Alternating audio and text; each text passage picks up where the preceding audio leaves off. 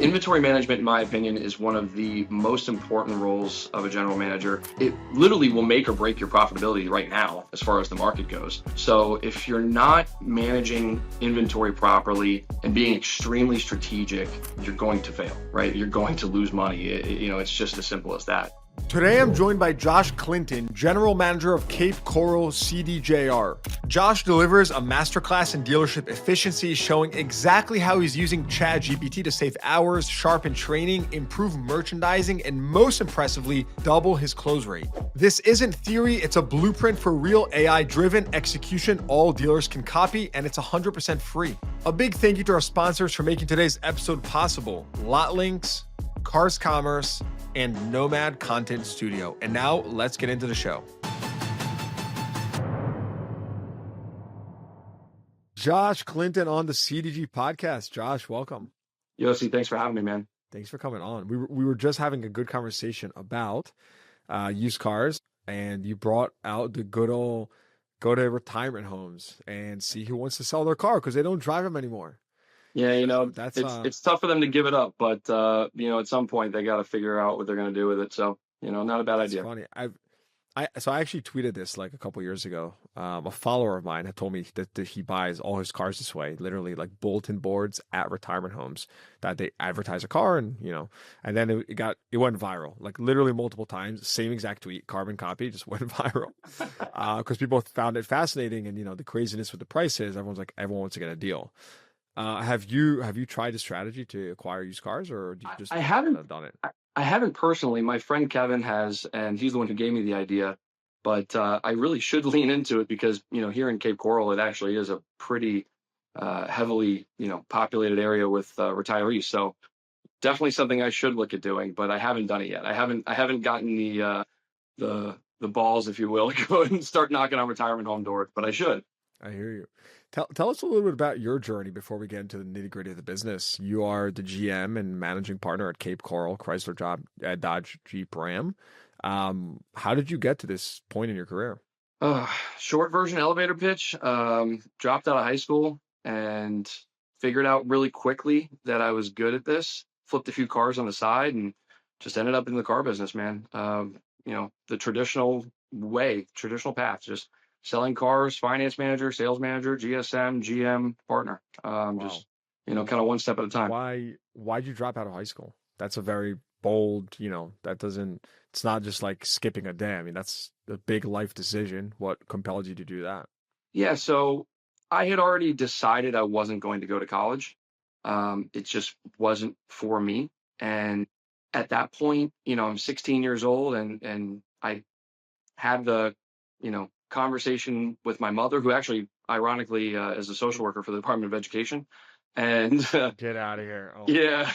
And, I said, why not just start working and gaining life experience and making a living instead of wasting my time in school if I'm going to, if I'm not going to pursue higher education afterward. And she said, well, if you have a plan, I'll be behind you. So she said, get your GED as soon as you do. And once you get your GED, I'll sign off. So that's how it went. Wow. That's like very taboo, but you've clearly been successful. We'll talk a lot about that. I also find it surprising a little bit because a big part of the reason why I wanted to chat with you is because you are, you're like the cyborg dealer, right? You're leaning into AI in big ways and creative ways. You're doing super cool things in your store, which I want to, get your insight of what you're done and what you're working on. But it feels like it's a pretty, I don't know if academic is the right term for it, but it seems like you're extremely like intellectually capable. I'm not here to say that, you dropped out of college, you're intellectual capacity, but you know what I'm trying to say? Like, that's, to me, if I didn't know you and I'm like, this guy's like tinkering with AI in his stores, I would right away assume like, oh, this is probably like an overachiever in school, super smart and nerdy. And you're like, not that, right? My brother likes to call me a savant. I'm really, really good at the car business. And, when I'm interested in something, I go, head first and I'm all in. So, I like, for instance, I went to NADA Academy, was class president, just was all about, learning more in this industry. And honestly, it's why I gravitate to your show and, all the guests that you have, because I just am constantly looking for more knowledge and trying to expand my game and better myself and my store. So yeah, I mean, if it doesn't interest me, it doesn't interest me. I get bored. I was an intelligent student. I was that kid that never did his homework but always tested well. you know, Mm. so it was like it just kind of came naturally to me, and but it was boring. So I was Why does this business interest you? the first thing that interested me was the money. The second thing Yeah, that's was legit. the I psychology. like it. My mentors taught me the psychology of the car business really early on, and how to defeat a customer, right? How to make a car deal happen without them even realizing you're doing it. And that was really what got me. So always trying to be two steps ahead of the customer, and eventually two steps ahead of the salesperson, and eventually, two steps ahead of the sales manager, et cetera, et cetera. Just always trying to be two steps ahead. I feel like that type of rhetoric is not like it's going to get some backlash, or some people will disagree with you, because I think saying like defeat the customer, like, does it have to be that way, or can Yes. we align incentives, and why do we have to defeat the customer? Like, there's no reason it should be like a head to head type of deal. What do you think about that? So maybe a poor choice of words, but at the time, I mean, we're talking about when I was 19, 20 years old, right? So Hmm. the context of the question, what interested me back then, that was kind of what interested me at first. Eventually you mature, right? Because I completely agree with you. I'm not trying to defeat the customer these days. I'm trying to earn their business. They pay my bills, right? So a different mentality, a lot more mature these days than when I was 19 or 20 years old. But that was initially what intrigued me, was using that psychological tactic to close a deal, to get what I was looking for, which was a sale. Understood. No, and appreciate the candor. So, like, what were those psychological tactics that you kind of built your early career on? Oh man, it starts from the very beginning, from just follow me, right? And then you turn and you walk away, and you watch them follow you. Right away you take control of the sale, or the potential sale of the situation, just with those words, right? And you sit down and you just lead the conversation. So many people, you know perfect example, when you're looking at an up sheet on mine, at least, you ask a customer, how did you hear about us? And a lot of salespeople assume, oh, it's because we want to know about advertising. Actually, no, not me. I want to know how they heard about us, because that's going to tell me what they know. Mm. Oh, I went online. Oh, what website did you go on? I went on Car Gurus. Oh, great. Well, now I know, in on a test drive, for instance, I can just pull out my phone, look what the price is looking like on Car Gurus, and if it's rated a great deal, then now psychologically I can already defeat them in the negotiation when they're trying to say, hey, I want this much off. Well, Mr. Customer, you said you saw it on Car Gurus, right? Yes. Well, you know it was a great deal on Car Gurus, don't you? Yes. Okay, great. So you already know this is the best price I can offer. There you go. So just trying to be ahead of the customer. Yeah. Um, I'm just curious. Did you ever sell anything in like middle school or high school, like Pokemon cards, or like did you flip things? I feel like you did. So I could be wrong here, but what do you order? no, it's actually a super funny point. I haven't even thought about this in decades. When I was in middle school, we didn't have soda machines, right? The school didn't allow them. So Nice. I would go to Costco with my mom. I'd buy like a 24-pack case of, sodas, like 5 different types, load up a lunch bag with cold sodas, and then at lunch I would sell them for $1 a piece. Nice. So yeah, I actually, love it. I guess the hustle was always there. I didn't even realize it. Yeah, I'm doing some pattern matching over here. So I think, I can see why you've done well in the car business, because entrepreneurs, or someone with an entrepreneurial spirit typically does very well. Okay, so now tell us a little bit about, you are today GM at, is it Cape Coral? Yeah, general manager and managing partner, Cape Coral Chrysler Dodge Jeep Ram. Okay, great. Not to be conflated with Golden Corral, the buffet. Uh what do you like, just tell us a little bit about your day to day nowadays. Like, how's biz? What are you focused on? Well, I think being a CDJR dealer right now is complicated, to say the least. It looks promising. I'm super excited about what's coming. So, right now business is volatile. I mean, every month seems to be, I mean, forecasting seems to be impossible, but we're doing our best and we're pushing through. Volume on the new car side isn't where I would like it to be. I would like it to be higher, but I think some of that has to do with the model offerings that we're missing that are coming, models that have disappeared in general. And then, used cars is fine. Used car business is actually booming. So, that's going well. And in fact, I think we're really starting to see right now the business pick up on the used car side because of the affordability finally starting to catch up. The new car business is slowing down on the affordability is just getting worse and worse. I think the tariff situation is really Mhm. starting to push a little bit, and we're just now starting to see the used car business get affected and impacted in a positive way. So, This episode is brought to you by Lotlinks. Want to move metal faster and make more on every deal? It's all inside the machine. Lotlinks helps you take the guesswork out of inventory decisions. Their VIN manager shows you in real time which cars to stock, how to price them, and where to put your ad dollars so you're not wasting a cent. It's like having a crystal ball for your lot so you can buy smarter, price better, and sell quicker. Check out lotlinks.com, that's LOTLINX.com, or hit the link in the show notes below and see how the Lotlinks machine can power your dealership. What's the holdback on the new car side specifically? You said like certain models, or what is it? yeah. So, I mean, What's holding you back? well, right off the bat, Stellantis has discontinued several models in the last few years between the Cherokee, which is, that's the mid-sized SUV offering, right? It's the largest segment in the United States, Hmm. and we don't play in it right now. So, that's a massive loss to our volume. And, Chrysler 300, not a big volume car, but it's gone now, right? Renegade, gone. Charger, gone. Challenger, gone. Hmm. Now we have the new Charger, but the new Charger is not going to, supplant the old one in an electric two-door form, right? Even though it's an amazing car, even though I got one right behind me, right? I mean, the car is beautiful. I drive one personally, and I love the thing, but it's the volume's not there for it, not like the ICE one. So Yeah, understood.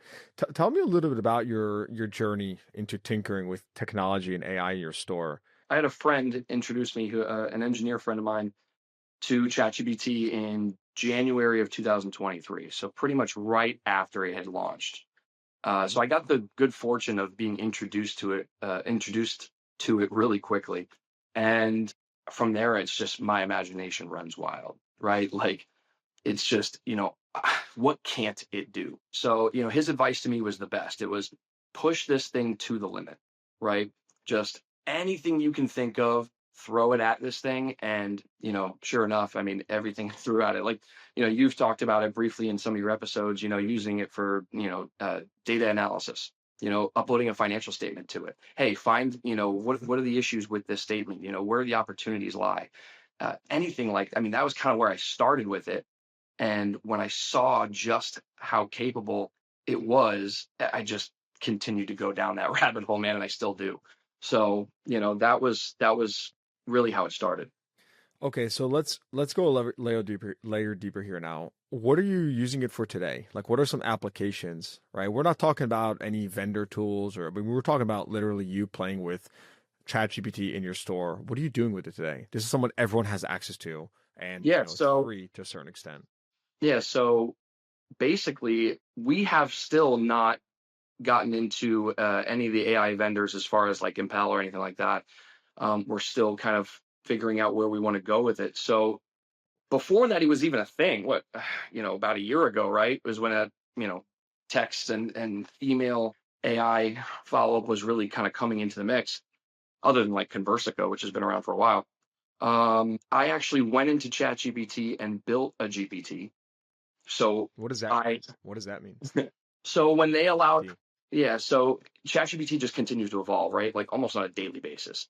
And so they came up with this ability to create your own little segment, if you will, your own little widget in the system to do something very specific. So basically, you just train it to, perform or execute whatever it is you're looking for, and then you can share it, with anyone. So Okay. basically, what I Can any or is it easy to build a GPT? Like, is this like a no code, or do I need to know how to code? oh yeah, You're a no, dealership GM, right? uh, So, all you got to do is talk to it, right? Like just tell it what you want to do. So, I created a lead follow up GPT, right? So all you have to do on my salespeople side is take a PDF of the lead detail when you get a new lead. mhm. You upload it, it will spit back out an email template custom tailored to the lead detail. it will spit out a text template, and then it'll also give you a phone script for any new lead. So all they have to do is copy, copy, and call. And it is completely tailored to that customer and the lead detail. And it's tailored that way because when you build the GPT, you train it, right? So how did I train it? Well, first thing I did was I took my BDC and sales training that I have documented written processes and uploaded that and said, this is my strategy. This is how I want to do it.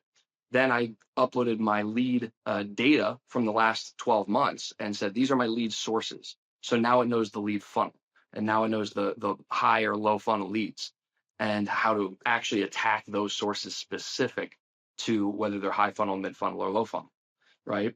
And now all you have to do is upload the lead detail with the customer's information and how they got to you. And boom, this thing knows exactly who they are, where they live, how aggressive to be with them, whether they live, 2 hours away or 2 minutes away. I mean, it knows everything. So it's been completely trained from kind of the ground up. So essentially, to simplify this, right? But this is basically like the ChatGPT App Store, call it, except it's free. And what you've done is you've prompted this thing. You just said like, add GPT. You kind of told it what you want based on your SOPs and whatnot.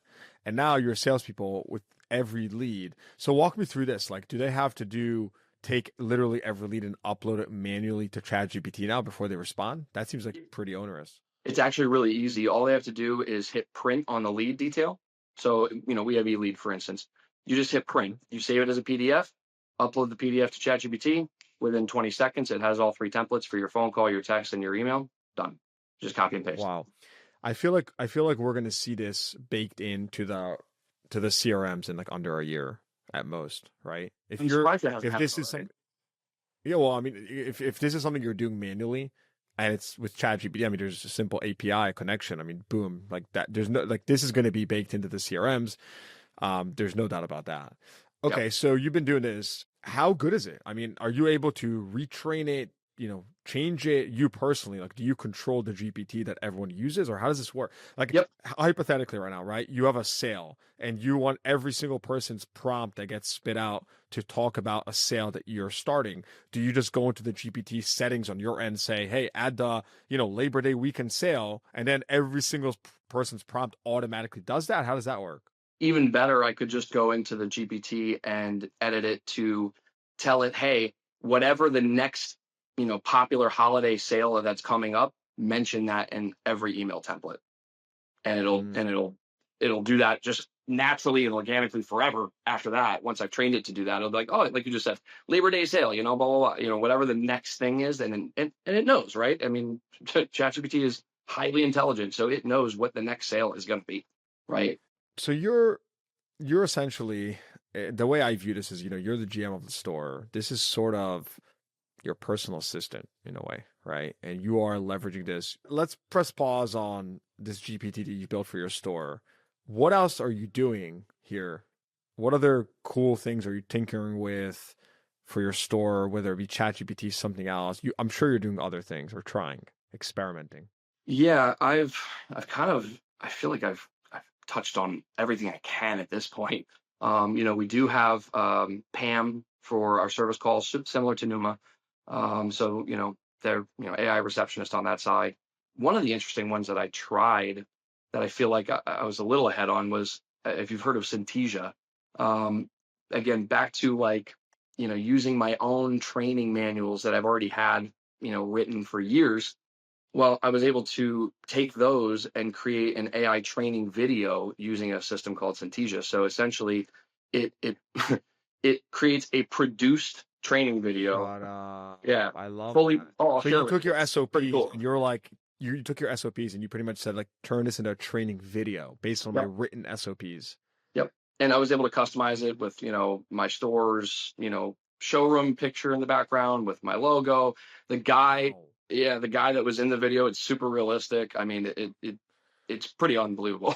So are your SOPs now like in video format? Pretty much? Yeah. So well, to be fair, I made the first one and then I was like, this is really time consuming. I don't know if I have enough time to keep doing this for everything I want to do. So that one, I like you said, experimented with it. I don't think the return on investment was there for my time. So I just kind of moved on from it, but it was really cool. And now we actually moved. We probably why I dropped it was we got into Rock Ed. So that's another you know training tool that has AI technology built into it to role play and stuff. So really really cool. Wow. Okay, so ChatGPT, would you say that's been the highest ROI, self-serve AI tool that you're currently using? I mean, is that it? Because you mentioned that this video tool is not really worth your time. It's cool. You can get, an intern on the team to do it or someone, but maybe a marketer, but like for you, it's not worth your time. So what is worth your time today from this technological forefront? Well, I think we touched on it before, but it's like just pushing the limits with ChatGPT is always it's always going to have the ROI because perfect example using it for data analysis, right? It's not that I can't take my financial statement and review it and do my own data analysis. That just takes more time. ChatGPT and me will probably come up with the same result. It's just which one's going to expedite it. ChatGPT will. So So what are you analyzing though? Like how are you analyzing your financials in it? Like what are you actually asking? so literally, I'll prompt it with just this is my financial statement. Find me the opportunities. Where am I losing? Where am I? What am I missing? And it'll analyze it within about 30. And now they have the deep research tool, which I know you touched on that before too. But yeah, deep research will go. I mean, that'll take like 15 minutes, but it'll really give you some like actionable data and feedback and say, hey, this labor percentage is off. It's less profitable than the rest of them by a substantial margin. Maybe you should look at that, right? And just goes boom, and just gives you so much actionable information that you can just look. You can go, oh, okay, here's my bullet points. Now I know where I need to go to work, and then you go actually solve the problem.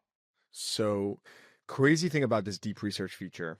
Again, we're talking about going into ChatGPT and pressing deep research. This is 2 clicks and you're there, right? Everyone has access to this. But the crazy thing is that you can now connect it to different sources of information. So I've connected it to my email, and you can connect it to your CRM, not automotive CRMs yet, but like HubSpot and stuff like that. But they're expanding quickly. Here's why it's a big deal. Because when I connected it to my email, I needed to find information from a document that I signed sometime over the last 2 years. It was some investment. I needed to know the type of, the type of security. I mean, whatever, right? And it was in an attachment. And like, good luck finding this. I have no idea where it is. So I connected on ChatGPT. I pressed deep research. I then had my email connected and I said, find me this investment and tell me what type of security it is and da da da da da. And within a couple of minutes, it gave me the exact response and answer. And I couldn't find it myself. I had no idea where to find it. And for anyone here that's had the same email for many, many years, like sometimes you need to, get some, something from the past and you can't find it. And so Yeah, that to me was a huge, and by the way, I had all this done in the background, mind you. Like I wasn't looking at the screen when I was doing this. I yeah. just did it, You're, prompted you're, it, you're going about and then with I your you're going about your day. went on with my day. And so just think about the possibilities. I mean, imagine going through connecting your email and saying like and you could do this with the CRM as well, but like find me every person that responded reluctantly but was not a hard no, or like to buy a car or who knows what, and put them for me in an Excel spreadsheet. Like again, many of these things are duplicative with the CRM, obviously, but the point I'm trying to make is this has really strong sentiment analysis, right? We know in a CRM when a deal is closed, closed out, it's won. Like we know when there's just hard transitions in status in a CRM, but we don't know maybe when we want to detect sentiment, right? When that's a soft trait. It's not a hard trait, and so I think that's the abilities there are just truly remarkable. Um, yeah, I mean that's my 2 cents.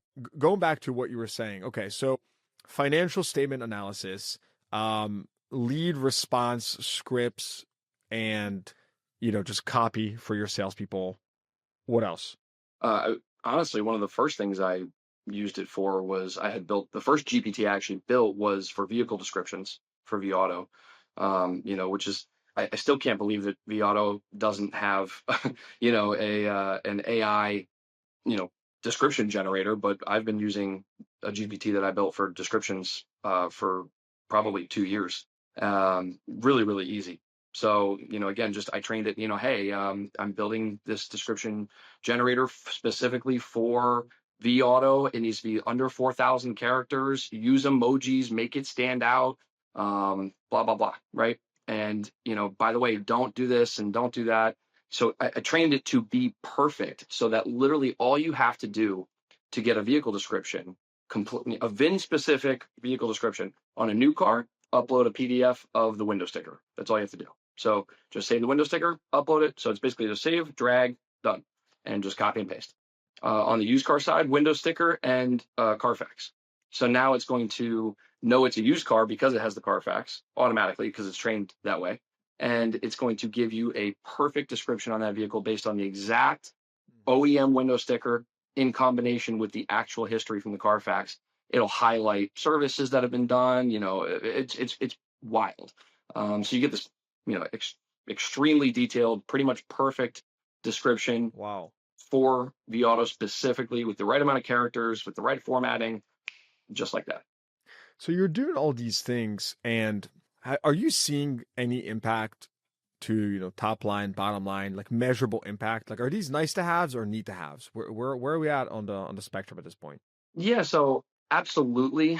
I think it culminates in the bottom line. You're going to see it, just happen. But in actual data, yeah, on the internet side, as far as sales goes, close rates went up, right? That's right off the bat. Just appointment rates went up, engagement was higher, close rates increased. So that's in fact, actually, probably from when I started it, almost have doubled. And AI doesn't stop with ChatGPT and the vehicle description. For instance, V Auto recently came out with their new inventory. What is it? The merchandising. I'm trying to remember the name of the tool, but where you can basically do all these different layers and backgrounds and stuff like that, on the actual listings, not just a regular overlay, right? An actual background with an overlay. It's super customizable. So, for instance, if you were to go on my website right now, you'll see that my vehicle pictures have the actual call to action for the sale that Chrysler, Stellantis has going on right now, which is the Employee Pricing Plus. You'll see that logo on my overlay as well as my logo, but then there'll be a background with this big, beautiful dealership. Really, really cool. That mixed with, the descriptions, merchandising is everything, right? So when everything looks the part and the SEO is there, right? You're getting everything coming. You can see that data in your website visits. You can see it in your VDPs and your SRPs. You can see it all over the place. So yeah, when you're generating, again, back to V Auto, they have Envision, and Envision data will tell you, where do you rank in your market in all those categories, and specifically to your OEM and in used cars. And when you're seeing that you're outpacing the market, substantially in VDPs and SRPs. And then again, specifically, like I like to look at what is my market share of listings compared to my percentage of VDPs and SRPs. So if my market share of listings for among the CDJR dealers is 30%, but I'm getting 40, 50% on my SRPs and VDPs, well, I'm outperforming my market share, right? I'm doing a really good job with the merchandising. But do you think that's the merchandising, or do you think that's just, primarily great pricing? No, it's definitely, so I compare that to my pricing, right? So I'm looking at what is my average percentage discount versus my competition. I'm generally the same, if not higher than most of my competitors. But So you're saying pricing is more or less, equal. Okay. yeah, pricing is not, I'm not undercutting the market. I'm advertising true to market. I'm not playing the rebate games. I'm not doing any of those things. I'm actually being extremely transparent in my pricing, and it's not pricing, right? It's I'll step up in price obviously in a car that I'm losing market share and I'm below MSR on, but that's normal, right? That's just moving the needle. So pricing is definitely not the main motivator there. This episode is brought to you by Cars Commerce, the platform to simplify everything about buying and selling cars, including the quote-unquote follow-up. Let me explain. Dealers, fast and effective follow-up is crucial for converting leads into customers. But here's the problem. 40% of shoppers report that they are not getting timely or helpful responses from dealerships. This is a huge problem because your own team could be leaving 4 out of every 10 sales opportunities on the table. Cars Commerce makes it simple to measure and improve your follow-up performance. A Cars.com experience report tracks the percentage of leads your team is responding to and how customers rate those responses. while Dealer Inspire's retailing technology enables your team to quickly text follow-ups with personalized financing options to make the most out of every opportunity. To learn more about how you can measure and improve your team's follow-up performance, go to carscommerce.inc/experience or click the link in the show notes below. All right, so we talked a lot about merchandising, retail. What can you tell me about inventory? You spoke about, and I know we just touched on pricing briefly, but you have this term like variable inventory management. Like, what does that mean to you? Well, variable meaning, obviously cars, right? Not parts. Mm-hmm. But inventory management, in my opinion, is one of the most important roles of a general manager.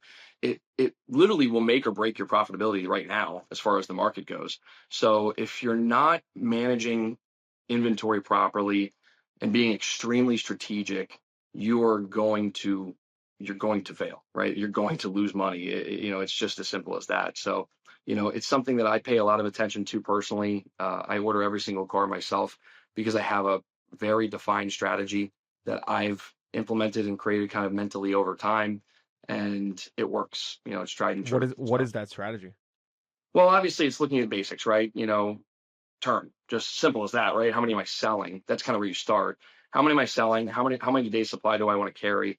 And kind of go from there, and then work within those confines and decide, what is going to make up that number. So if the number is I need to carry 30 Grand Cherokees because that's what the numbers tell me I need to carry. Also, by the way, am I selling as many as I expect to sell, or should I be selling more, right? Because you need to stock for what you plan to sell, not necessarily what you've been selling. You're not going to sell 40 if you only have 30, right? So it's kind of a combination of those two things, but it's how you make up those 30, right? Just again, hypothetical number. You have to be extremely, especially with Stellantis, this is not Kia, right? It's not like there's one color, there's one package, and just how many do you sell, and that's how many I need to stock. There's so many different configurations that you can come up with on these vehicles. It's like you have to be very tactful the way you order them. And a key that I've always kind of implemented specifically, no duplicates, right? Like, don't have two of the same car. It's just kind of seems like common sense, but with a brand like Stellantis, you have to kind of have something for everybody, if you will. Wow. Down to like the trim level, color level. What do you say? Duplicates? Like, what are you thinking? Trim, color, package, interior.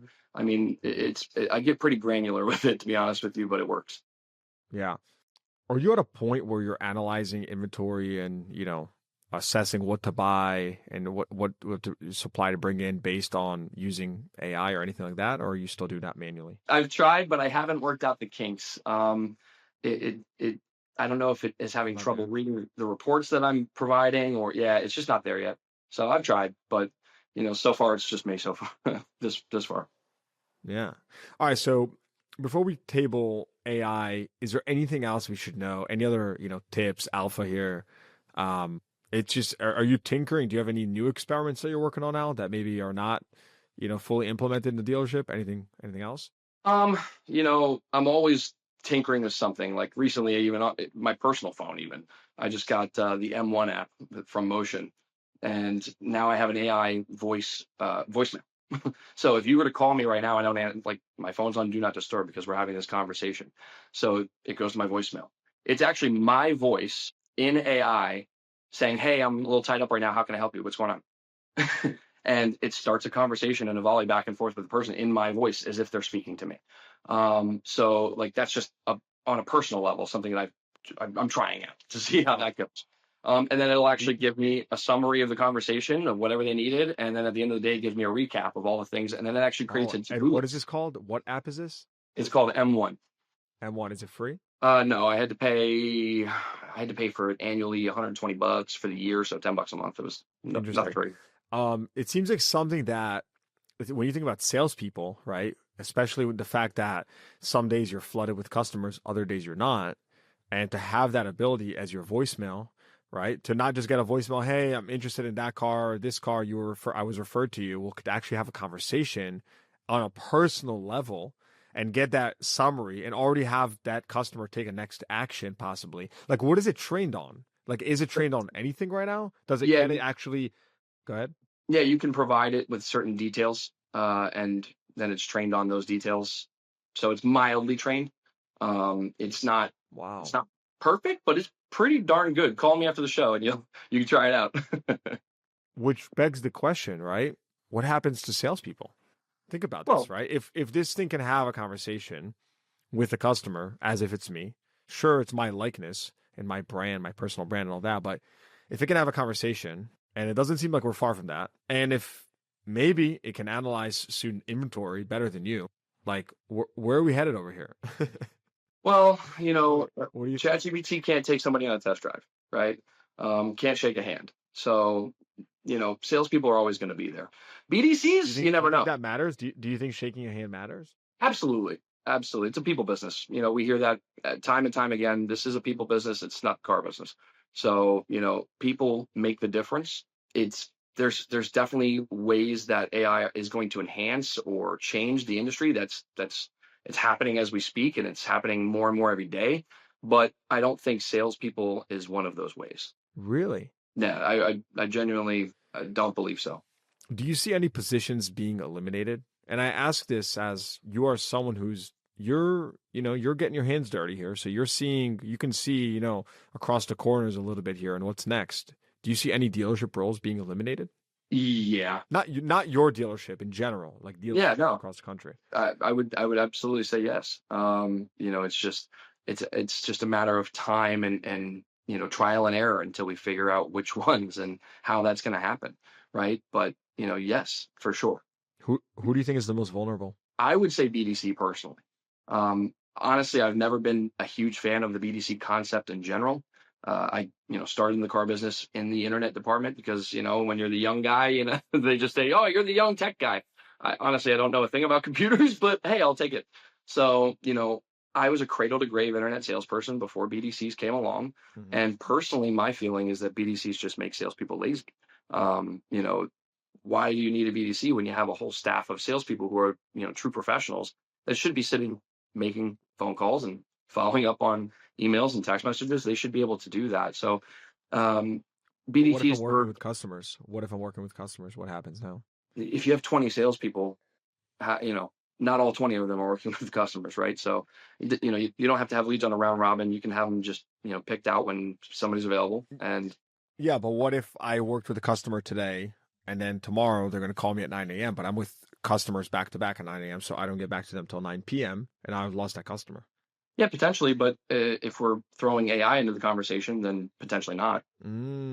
So you're saying AI might actually make the BDC obsolete, and Only BDC should really turn into, as Glenn Lundy put it on our live show, as a frontline salespeople, or right? Like, it should essentially turn into a salesperson, right? It should have real interaction, not just be behind the computer. Yeah, I mean, if you want my candid opinion on this, again, I've made it clear I'm not a huge fan of BDCs, and my first dealer principal that I worked for gave me a great line when I first wanted a BDC way back in the day, and he goes, "Josh, BDCs are nothing but an expense," and he's absolutely correct, right? Because a salesperson gets paid a commission on selling your car.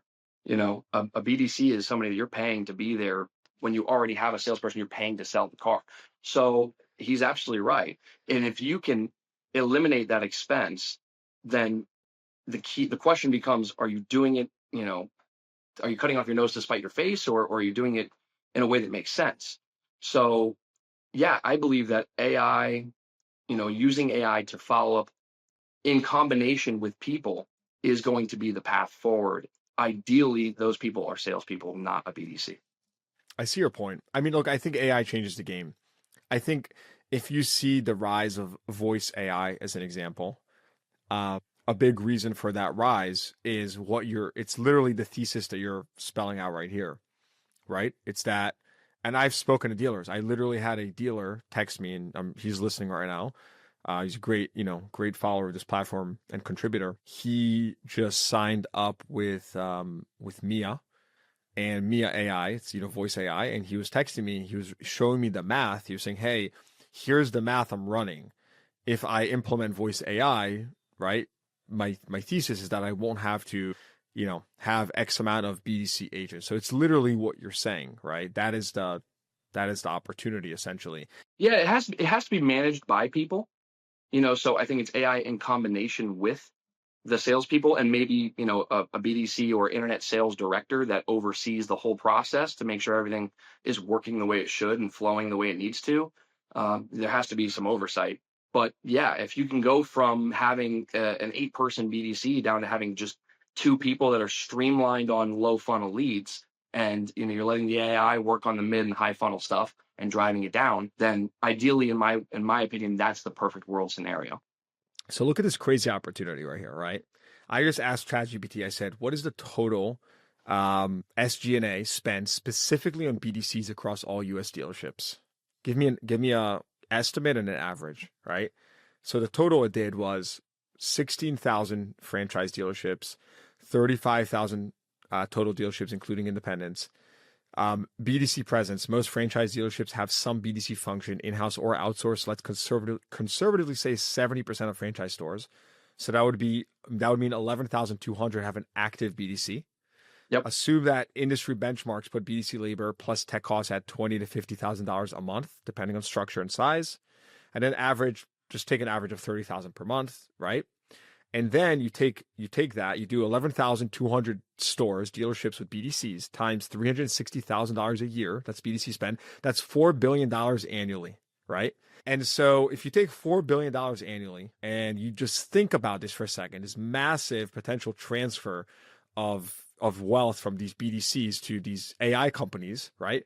As an AI company, if I grab, let's just say it's winner takes most. If I'm able to get 80% market share of this $4 billion, 80% market share would be like 3.2 million, right? Yep. I think, fix my math there.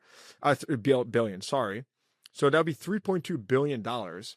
And then take a net margin on that. Let's just assume software margins are super high, but let's assume net margin on that is 50%. Again, I'm making up a number.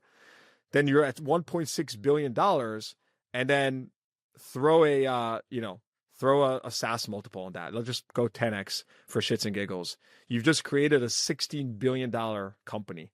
Yep. From taking 80% market share and eliminating BDCs.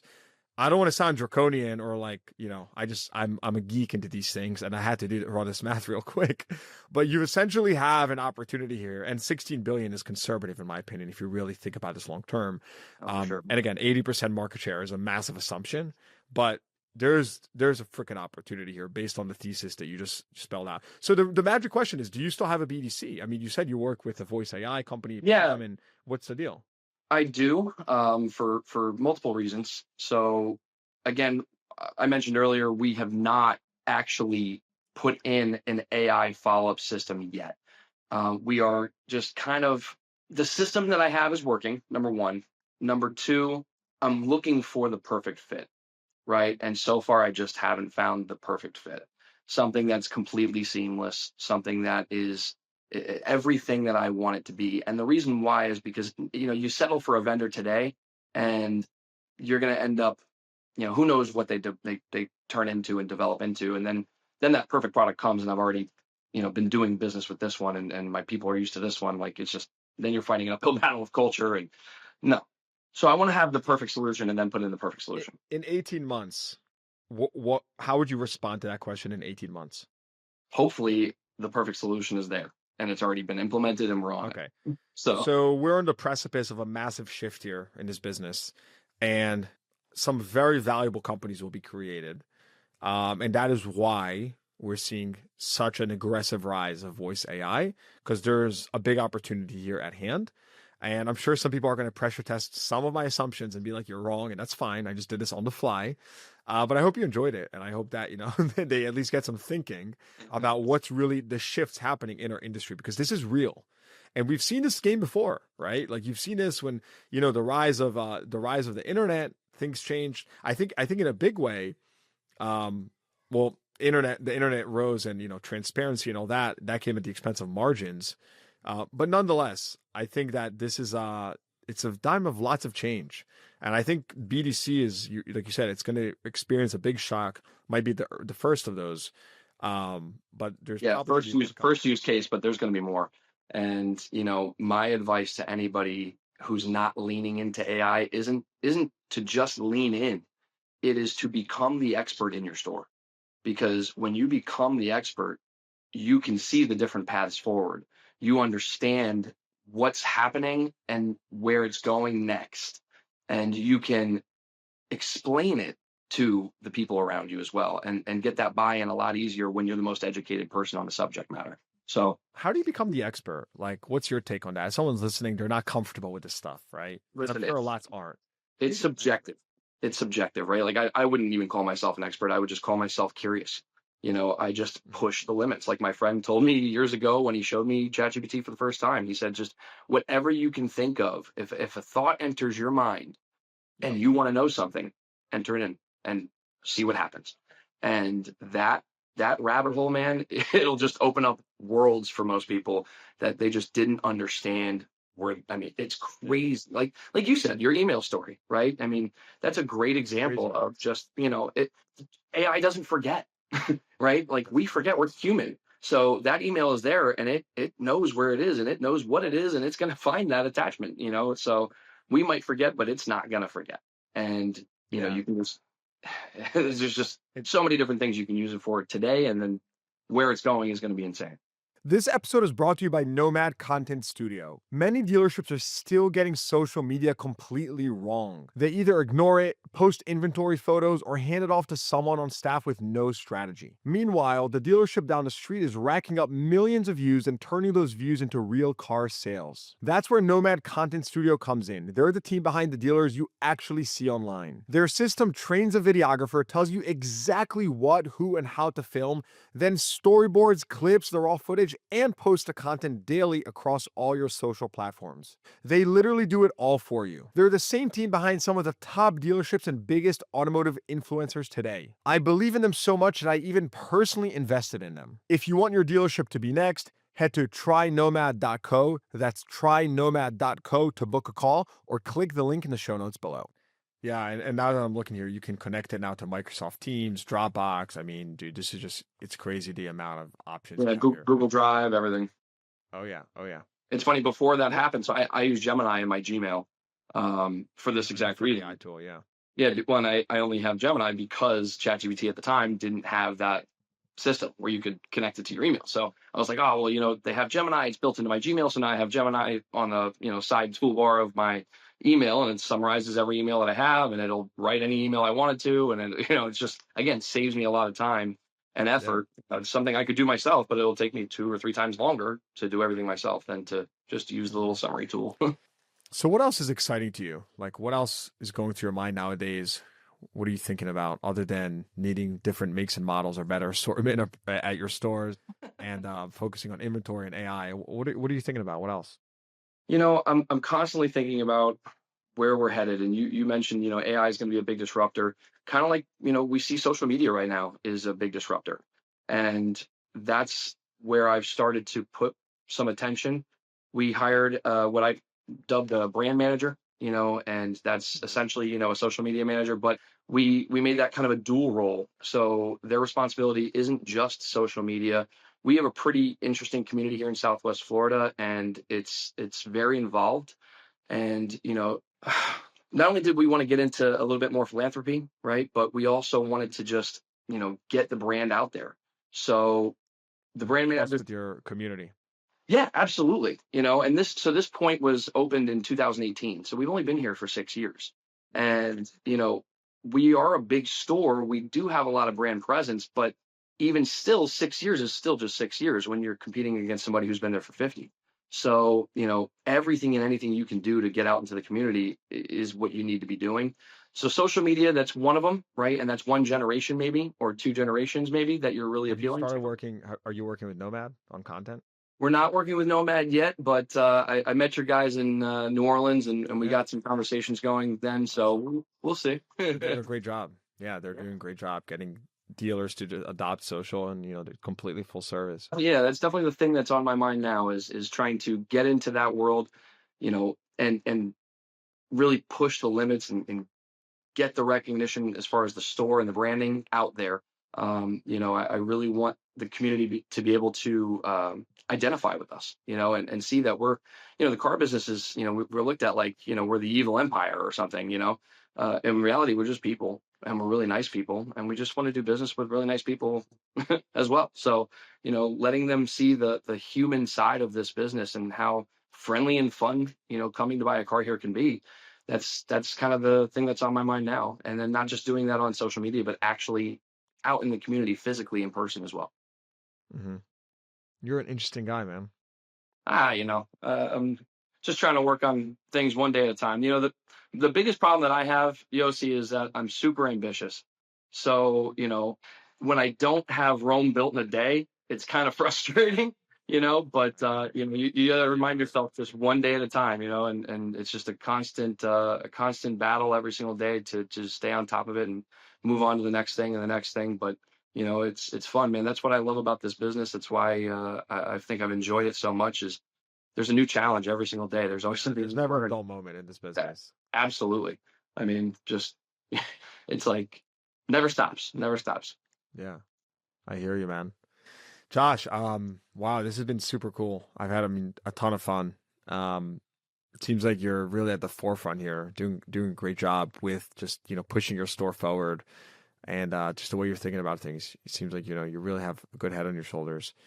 I'd love to just touch base and keep up with your progress because you're really focused on the right thing. So I think we should schedule you for some time in the future to come back on and we can kind of see how you're evolved. I think in general this is going to be a masterclass for dealers who are not very comfortable with AI as you are.